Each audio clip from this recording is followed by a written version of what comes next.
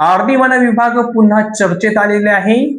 सध्या आर्णी वन विभागात कॅम्पा निधीच्या व्यवस्थापनावरून मोठे वादंग निर्माण झाले आहे.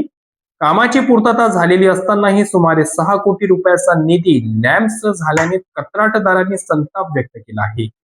एकीकडे निधीवरून प्रशासकीय पेच निर्माण झालेल्या असताना दुसरीकडे अंजनखेड वर्तुळाने वन्य प्राण्यांच्या पाहण्यासाठी राबवलेल्या उपक्रमांचे सर्वत्र कौतुक होत आहे.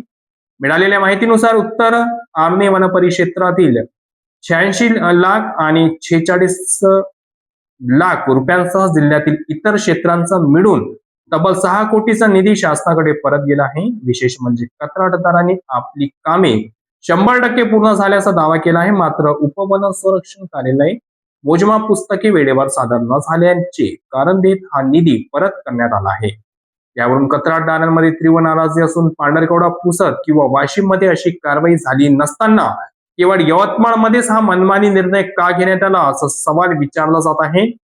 प्रशासकीय वादाच्या पार्श्वभूमीवर दक्षिण वन परिक्षेत्रातील सावडी साधोबा अंजनखेड वर्तुळाने माणुसकी आणि निसर्ग प्रेमांचे दर्शन घडविले आहे.